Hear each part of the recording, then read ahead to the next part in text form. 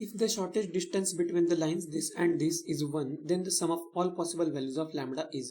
तो दो लाइंस के बीच में शॉर्टेस्ट डिस्टेंस क्या होता है और वो कैलकुलेट कैसे करते हैं, ये इसमें पता होना चाहिए। अगर ये लाइन L1 है और ये लाइन L2 है, इस फॉर्मेट में इक्वेशन देने से क्या होता है कि एक पॉइंट जो होता है यहाँ से हमें पता चल जाता है लाइन का। जैसे यहाँ पे इसको अगर हम L1 लिखेंगे, यहाँ इसको L2 लिखेंगे, तो फर्स्ट लाइन में लैम्बडा 2 1 ये पॉइंट लाई करता है कहीं पे। तो लैम्बडा कॉमा 2 कॉमा 1 ये लाइन जो L1 लाइन पे कहीं पे तो लाई करेगा। इसी तरह से L2 लाइन पे एक पॉइंट हमें मिलेगा √3 1 2। तो √3 कॉमा 1 कॉमा 2 ये भी लाइन, ये भी पॉइंट जो है वो L2 पे कहीं पे लाई कर रहा होगा।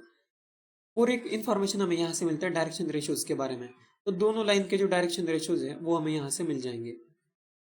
इसका मतलब ये होता है कि जैसे L1 का डायरेक्शन रेशियो है -2 1 1, इसका मीनिंग है कि L1 के डायरेक्शन में एक वेक्टर जो है वो ये है -2 i cap plus J cap plus के कैप। बस ये डायरेक्शन रेशियोज को हमने आई जी के से मल्टीप्लाई किया है। तो ये जो वेक्टर होगा ये लाइन L1 के डायरेक्शन में होगा। इसको हम अभी के लिए कुछ नाम दे सकते हैं, जैसे B1 वेक्टर लिखते हैं इसको। इसी तरह से L2 के डायरेक्शन में एक वेक्टर लिख सकते हैं B2 वेक्टर, वो हमें इस डायरेक्शन रेशियो को आई जे के ज्वाइन करने से मिलेगा। तो वो होगा आई कैप -2 जे कैप प्लस के कैप। तो इतना इंफॉर्मेशन हमें इस तरह के इक्वेशन से मिलता है। एक पॉइंट मिलता है लाइन पे और उस लाइन के डायरेक्शन में एक वेक्टर भी मिलता है। इसके बाद हमें यह पूछा है कि शॉर्टेस्ट डिस्टेंस जो वो 1 है। तो शॉर्टेस्ट डिस्टेंस क्या होता है कि दो पॉइंट्स के बीच का डिस्टेंस, दो पॉइंट जो L1 और L2 पे लाई करते रिस्पेक्टिवली, इस तरह से कि जिनको ज्वाइन करने के बाद जो लाइन सेगमेंट बनता है ये दोनों को परपेंडिकुलर होता है। तो इस तरह के जो दो पॉइंट्स होते हैं दोनों लाइन पे, इनके बीच का डिस्टेंस, इसको शॉर्टेस्ट डिस्टेंस बोलते हैं।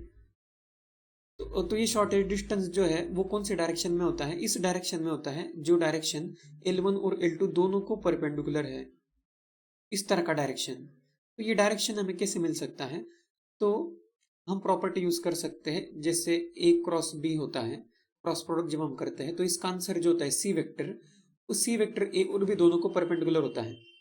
इसलिए हम ये कर सकते हैं कि ये B वेक्टर के डायरेक्शन में ही L1 है, ये B2 वेक्टर के डायरेक्शन में L2 है। तो B1 क्रॉस B2 अगर करेंगे तो हमें एक वेक्टर मिलेगा जो L1 और L2 दोनों को ही परपेंडिकुलर होगा। तो वही डायरेक्शन होगा ये डॉटेड लाइन का डायरेक्शन, मतलब शॉर्टेस्ट डिस्टेंस का डायरेक्शन। तो वो डायरेक्शन हमें इस तरह से मिलेगा, ठीक है। लेकिन उसका ये लेंथ कैसे मिलेगा, तो इस लेंथ के लिए हम ये करते हैं कि ये जो दो पॉइंट्स हमें पता है L1 और L2 पे, इन दोनों को ज्वाइन करने वाला एक वेक्टर कैलकुलेट करेंगे जो आसानी से आ जाएगा। इस तरह से आएगा वो √3 माइनस लैम्बडा आई कैप प्लस 1 -2 मीन्स माइनस जे कैप, -1 जे कैप और 2 -1 मतलब प्लस के कैप। तो बस हम कोऑर्डिनेट्स का सब्ट्रैक्शन कर रहे हैं। इससे क्या मिलेगा, इन दोनों को ज्वाइन करने वाला एक वेक्टर मिलेगा। ओके, तो हमने √3 माइनस लैम्बडा किया है तो वेक्टर हमें इस तरह से मिलेगा।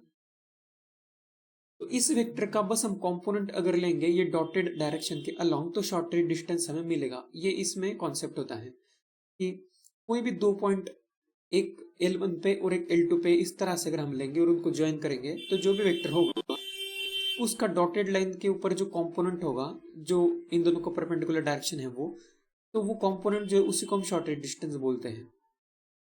तो वो कैलकुलेट हमें करना है। एक तरह से हमें ये करना है कि अगर हम इसको अगर कुछ नाम देंगे, जैसे इसको ए वेक्टर बोल देंगे, तो हमें ए वेक्टर का कंपोनेंट कैलकुलेट करना है इसके डायरेक्शन में, B1 क्रॉस B2 के डायरेक्शन में। तो वो तो हम आसानी से कर सकते हैं जिसका वेक्टर में हम फॉर्मूला पढ़ते हैं। उसके लिए पहले हमें B1 क्रॉस B2 कैलकुलेट कर लेना होगा। तो ये B1 क्रॉस B2 के लिए हम डिटरमिनेंट का यूज करके कैलकुलेशन कर लेते हैं। तो ये B1 जो है वो -2 1 1 यहाँ पे ऐसे लिखेंगे और B2 जो है वो 1 -2 1। तो ये होगा B1 क्रॉस B2। तो B1 क्रॉस B2 और यहाँ पे कैलकुलेशन बस करने के बाद हमें मिलेगा 1 -2 means 3 I cap minus of 4 -1। तो जे में हम पहले से ही माइनस लिखते हैं और जब हम आगे कैलकुलेशन करेंगे -2 -1 -3 होगा तो ओवरऑल ये +3 जे कैप होगा। ए में होगा 4 -1 मतलब 3 के कैप। तो ये फाइनली आंसर आएगा। तो ये है b1 क्रॉस b2। तो हमें ये करना है कि ये जो वेक्टर है ए वेक्टर, इसका कंपोनेंट हमें लेना है इस वेक्टर के डायरेक्शन में। तो कंपोनेंट जिस तरह से हम लिखते हैं कि ए का कंपोनेंट बी के डायरेक्शन में, तो नॉर्मली हम ऐसा लिखते हैं कि ए डॉट बी, दोनों का डॉट प्रोडक्ट हम ऊपर लिखते हैं। तो इस क्वेश्चन में हमें ए वेक्टर और b1 क्रॉस b2 वेक्टर यहाँ पे ऊपर लिख देना होगा, और जिसके डायरेक्शन में लेते हैं उसका मैग्नीट्यूड डिवाइड करना होता है, मतलब इस तरह से। तो इससे हमें क्या मिलेगा, ए वेक्टर का कंपोनेंट मिलेगा b1 क्रॉस b2 के डायरेक्शन में। तो ये सब हमने कैलकुलेट करके रखा है, बस हमें वैल्यू पुट करना है। तो ए वेक्टर हमारे पास यहाँ पे है और b1 क्रॉस b2 यहाँ पे है। बस डॉट प्रोडक्ट आई मल्टीप्लाई करेंगे तो आएगा 3 इंटू रूट 3 माइनस लैम्डा। जे जब मल्टीप्लाई करेंगे तो आएगा 3 इंटू माइनस 1, मतलब प्लस 3 इंटू माइनस 1 प्लस के मल्टीप्लाई करेंगे तो 3 इंटू 1 डिवाइडेड बाय इसका मॉड। तो इसका मॉड होगा रूट अंडर 9 प्लस 9 प्लस 9, मतलब ये रूट अंडर 27 हो जाएगा। और हमें क्वेश्चन में ये दिया था कि ये जो शॉर्टेज डिस्टेंस वो 1 है।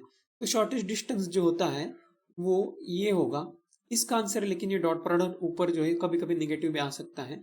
तो इसका मॉड जो होता है वो शॉर्टेज डिस्टेंस होता है। तो एक तरह से शॉर्टेज डिस्टेंस जो है वो ये है, इसका मॉड मतलब कंपोनेंट का मॉड। तो डिस्टेंस हमेशा पॉजिटिव होता है, इसलिए हम कंपोनेंट लेंगे और उसका मॉड लेंगे। तो ये इसका जो मॉड है ये शॉर्टेस्ट डिस्टेंस है, और हमें क्वेश्चन में दिया है कि ये 1 है। इसको बस सॉल्व करेंगे तो लैम्बडा का कुछ वैल्यू हमें मिलेगा। -3 और 3 यहाँ पे ये कैंसिल हो जाएगा।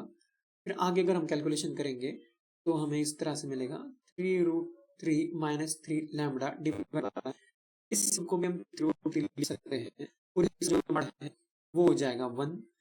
3 यहाँ पे कैंसिल हो जाएगा ऊपर और नीचे। तो अब यहाँ पे हम दो केस लेंगे। एक केस में √3 माइनस लैम्बडा बाय √3 जो है वो 1 होगा, और एक केस में √3 माइनस लैम्बडा बाय √3 जो है वो -1 होगा, क्योंकि ये मॉड हमने ओपन किया है। तो पहले कंडीशन से हमें यहाँ से लैम्बडा का वैल्यू जो मिलेगा √3 minus lambda is equal to √3, तो √3 कैंसिल होकर लैम्बडा इज इक्वल टू 0 यहाँ से हमें मिलेगा। और ये दूसरा अगर सॉल्व करेंगे तो यहाँ से √3 minus lambda is equal to -√3, तो यहाँ से लैम्बडा का वैल्यू हमें मिलेगा 2√3।